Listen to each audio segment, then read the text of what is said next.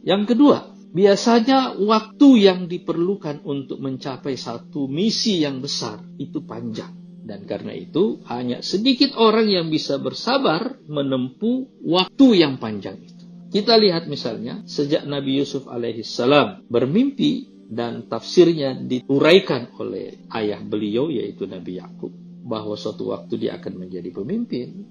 Coba kita lihat, berapa jarak antara mimpi itu dengan saat Nabi Yusuf akhirnya menjadi pemimpin Mesir. Di dalam riwayat disebutkan itu ada dua. Riwayat pertama mengatakan itu 40 tahun. Riwayat kedua mengatakan itu 80 tahun. Riwayat manapun yang benar dari kedua riwayat ini, yang pasti dua-duanya sama panjangnya. Maksudnya waktunya adalah waktu yang sangat lama. Dan sekarang coba kita lihat drama yang dilalui oleh Nabi Yusuf untuk sampai ke istana dan kemudian menjadi pemimpin. Bahkan ketika beliau menjadi pemimpin kan isinya seluruhnya krisis yang beliau selesaikan. Sudah perjalanannya menuju ke Mesir itu luar biasa tragisnya. Kemudian penjara yang beliau alami selama di Mesir. Dan kemudian menjadi pemimpin tapi yang menyelesaikan krisis yang akan datang. Itu waktu yang sangat lama.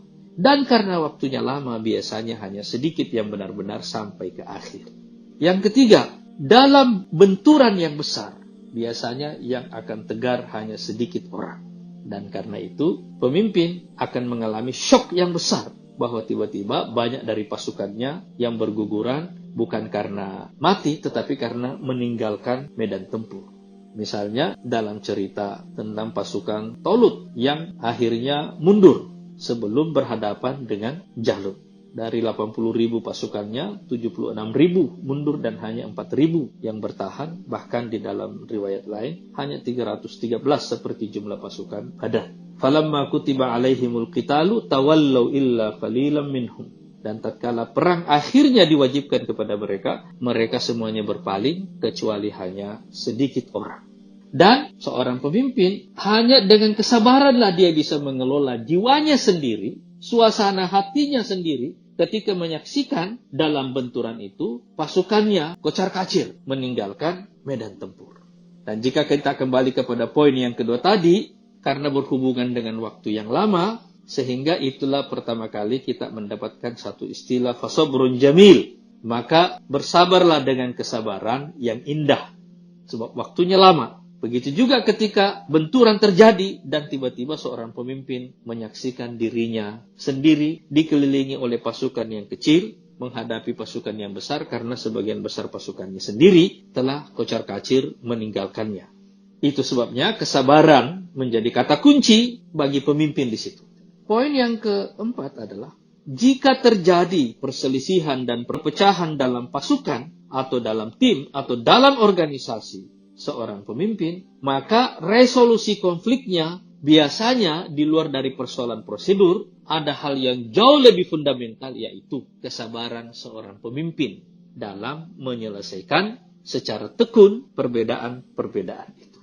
Makanya coba kita lihat dalam surat Al-Anfal ayat 46, Allah Subhanahu wa taala berfirman, "Wa ati'ullaha wa rasulahu."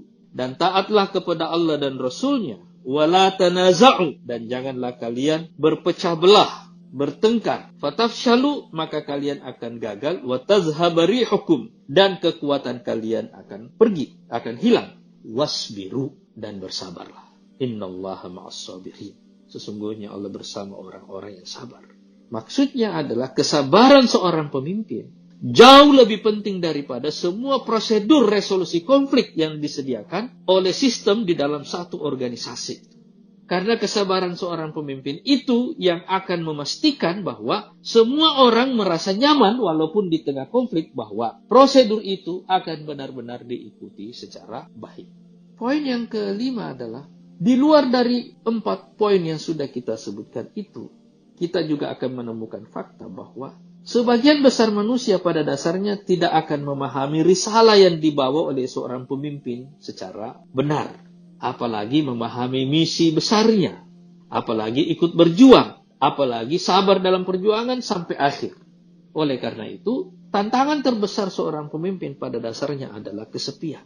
Dalam banyak situasi dia akan berdiri sendirian tanpa orang lain. Dan drama yang tragis itulah yang diceritakan Allah Subhanahu wa taala kepada kita. Misalnya dalam cerita Nabi Nuh, setelah dakwah yang begitu panjang, hampir 1000 tahun lamanya, dakwah itu ditutup dengan satu kalimat oleh Allah Subhanahu wa taala, "Wa ma amana ma'ahu illa qalil." Dan tidaklah beriman kepada Nuh kecuali hanya sedikit orang. Di dalam riwayat disebutkan, misalnya yang kita temukan, yang dinukil oleh Ibnu Katsir, bahwa jumlahnya ada yang mengatakan hanya 80 orang, dan yang lainnya mengatakan hanya ada 72 orang. Apapun yang benar dari riwayat itu, jumlah itu terlalu sedikit untuk ukuran masa dakwah yang sangat panjang. Jadi kesepian itu adalah musuh besar seorang pemimpin. Dan hanya dengan kesabaran, dia bisa mempertahankan keyakinannya bahwa dia telah menunaikan tugasnya, apapun hasilnya.